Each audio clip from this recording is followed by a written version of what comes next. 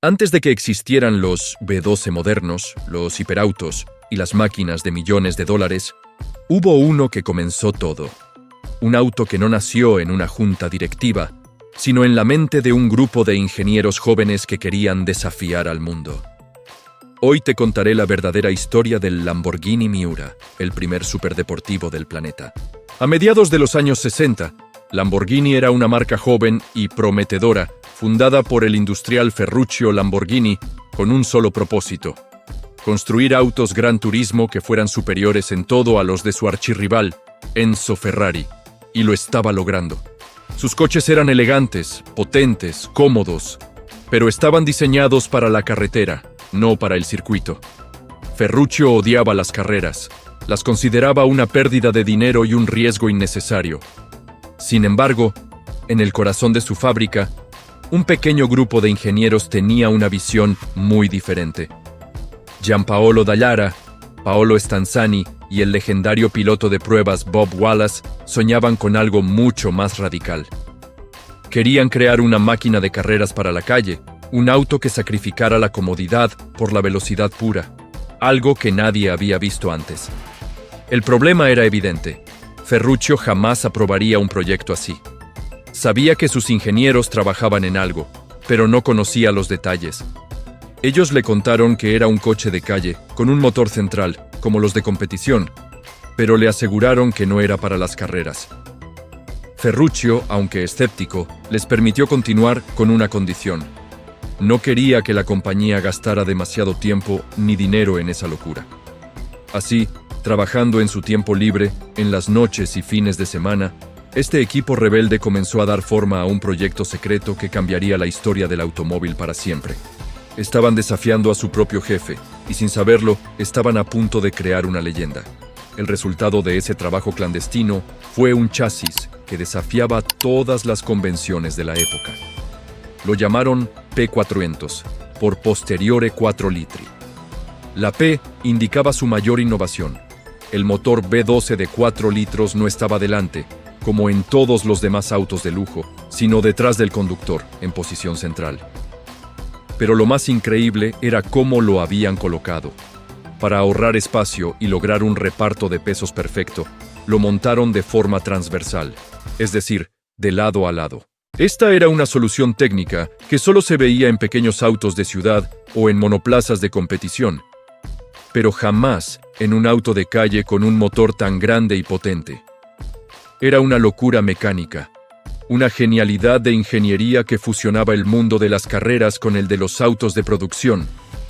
En 1965, llevaron este chasis desnudo, sin carrocería, al Salón del Automóvil de Turín. Imagina la escena. En medio de autos relucientes y completamente terminados, Lamborghini exhibe un esqueleto metálico con un motor y 4 ruedas. La gente se detuvo en seco. Los ingenieros de otras marcas, los periodistas, los entusiastas, todos quedaron fascinados. No sabían qué era, pero entendían que estaban viendo el futuro.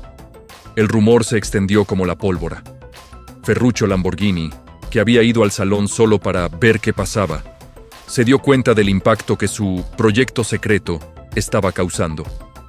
La reacción del público fue tan abrumadora que no tuvo más remedio que dar luz verde. El chasis era una obra maestra, pero ahora necesitaba un cuerpo que estuviera a su altura. El monstruo necesitaba una piel. Con el chasis revolucionario listo, Ferruccio Lamborghini sabía que necesitaba un diseño que no solo fuera hermoso, sino que gritara velocidad y modernidad. Se puso en contacto con Nuccio Bertone, uno de los carroceros más prestigiosos de Italia, pero Bertone no dibujaría el auto él mismo.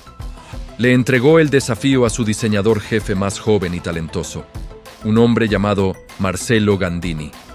Gandini tenía solo 27 años y una visión que parecía venir de otro planeta. Trabajando a una velocidad increíble, en apenas unos meses, creó una de las siluetas más icónicas y sensuales de la historia del automóvil. El Miura era increíblemente bajo, apenas 1 metro de altura, con unas curvas fluidas y orgánicas que parecían esculpidas por el viento. La parte delantera y trasera se abrían completamente como una concha, revelando el motor y la mecánica en todo su esplendor.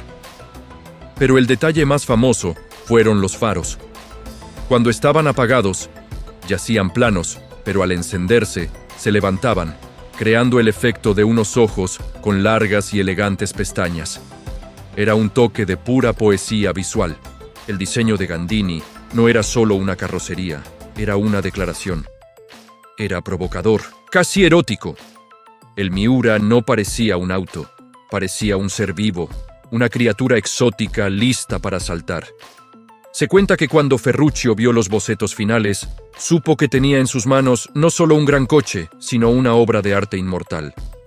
El joven Gandini había vestido la genialidad mecánica de sus ingenieros con un traje de deseo puro. El escenario estaba listo. En marzo de 1966, en el Salón del Automóvil de Ginebra, el mundo finalmente vio el auto completo. El Lamborghini Miura P400, pintado en un naranja brillante, se robó el espectáculo. La gente no podía creer lo que veía.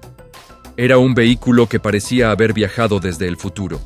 Su motor, P12, de 3.9 litros, producía 350 caballos de fuerza, una cifra astronómica para la época, y lo impulsaba a una velocidad máxima, cercana a los 280 kilómetros por hora, convirtiéndolo instantáneamente en el auto de producción más rápido del mundo. Pero el Miura era mucho más que números. Era una experiencia sensorial. El sonido del V12, ubicado justo detrás de los oídos del conductor, era un rugido gutural y mecánico que te erizaba la piel. Su diseño era tan bajo y ancho que parecía pegado al asfalto.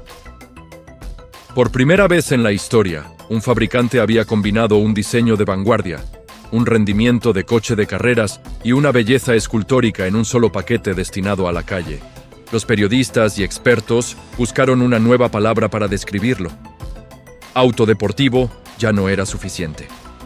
Fue entonces cuando un periodista acuñó un nuevo término: superdeportivo. El Miura no era solo un auto rápido, era el primero de una nueva especie. Fue el momento exacto en que nació el concepto que hoy define a máquinas como el Bugatti Veyron o el McLaren F1. El Miura estableció el molde: motor central, diseño espectacular y un rendimiento que desafiaba los límites de lo posible. El impacto del Miura fue inmediato y explosivo. No era solo un auto, era un símbolo de estatus, de rebeldía, de una nueva era de glamour y exceso. Si eras una estrella de rock, un actor de Hollywood, un príncipe o un magnate, tenías que tener un Miura. Frank Sinatra, una de las personas más influyentes del planeta, se compró uno. Miles Davis, el legendario trompetista de jazz, también. El Shah de Irán encargó una versión única y exclusiva. Era el auto que decía: he llegado y no me importan las reglas. Pero su momento más icónico en la cultura popular llegó en 1969, con la escena inicial de la película The Italian Job. Ver ese Miura naranja recorriendo a toda velocidad los Alpes suizos al son de una ópera era la personificación de la libertad y el estilo. El Miura no era un coche para ir de un punto A a un punto B. Era un coche para ser visto, para hacer una entrada triunfal. Su diseño atraía multitudes donde quiera que fuera. Era la máxima expresión del hombre o la mujer que no solo quería llegar a su destino, sino que quería que todo el mundo lo mirara mientras lo hacía. Y el mundo, sin duda, miró y se enamoró. Pero tanta belleza y velocidad tenían un lado oscuro. El Miura era una bestia salvaje, y domarla no era tarea fácil. A pesar de su genialidad, el diseño original tenía algunos defectos peligrosos. La distribución de peso, con el pesado motor V12 detrás y un frente muy ligero, hacía que a altas velocidades, el morro del coche tendiera a levantarse. Los primeros modelos no tenían spoiler delantero, lo que agravaba el problema y podía hacer que el auto perdiera la dirección. Además, la proximidad del motor a los carburadores, combinada con el calor extremo, creaba un riesgo constante de incendio. Pero el mayor peligro era su comportamiento en el límite. En manos inexpertas, un exceso de confianza al tomar una curva podía terminar en un trompo violento e incontrolable. Era un coche que exigía respeto y habilidad. Muchos Miura, conducidos por dueños ricos pero inexpertos, terminaron envueltos en llamas o destrozados contra un árbol. Estas historias de peligro y destrucción, lejos de dañar su reputación, solo alimentaron su leyenda. El Miura no era solo un coche hermoso, era temible, era una diva peligrosa. Conducirlo era un acto de valentía y poseerlo era un símbolo de audacia. Era la encarnación perfecta de la frase «La belleza es peligrosa». Y eso lo hacía aún más deseable. A lo largo de su vida, el Miura evolucionó. Después del P400 original, llegó el Miura S en 1968, con más potencia y pequeñas mejoras de chasis y confort. Y finalmente, en 1971, apareció la versión definitiva, el Miura SV, o Spinto Veloce. El SV era la bestia perfeccionada. Tenía una suspensión trasera rediseñada, neumáticos más anchos que le daban un aspecto aún más agresivo y un motor afinado que rozaba los 385 caballos. Se eliminaron las famosas pestañas de los faros para simplificar la producción, aunque algunos clientes las pidieron como extra. El SV era más estable, más rápido y más brutal que sus predecesores. Era el Miura en su máxima expresión. Sin embargo, su reinado estaba llegando a su fin. En 1973, después de producir alrededor de 764 unidades en total, Lamborghini cesó la producción del Miura. El mundo estaba cambiando. Una crisis del petróleo se avecinaba y la compañía ya tenía la vista puesta en su próximo y aún más salvaje sucesor, el angular y futurista Countach. El Miura, con sus curvas suaves y su elegancia, representaba los años 60. El Countach, con sus líneas afiladas y su agresividad descarada, sería el icono de los 70 y 80. El rey había muerto, pero su legado era inmortal. El Lamborghini Miura no fue simplemente un auto. Fue un punto de inflexión, una revolución sobre ruedas. Fue el coche que demostró que un vehículo de calle podía tener el alma y la tecnología de uno de carreras. Definió la arquitectura que casi todos los superdeportivos seguirían durante los siguientes 50 años. Motor central, diseño espectacular y un rendimiento que te dejaba sin aliento. Fue creado en secreto por un grupo de ingenieros rebeldes que desobedecieron a su jefe. Fue vestido por un joven diseñador que lo convirtió en una obra de arte. Fue adorado por la élite mundial y temido por su carácter indomable. El Miura fue el primer superdeportivo y para muchos sigue siendo el más hermoso de todos. La historia del Miura es la prueba de que las más grandes leyendas a menudo nacen de un acto de rebeldía. Fue un sueño de velocidad y belleza que cambió el mundo del automóvil para siempre. Si te apasionan estas historias de genios, máquinas increíbles y leyendas que perduran, asegúrate de suscribirte y activar las notificaciones. Este viaje por la historia del motor apenas comienza. Gracias por acompañarme.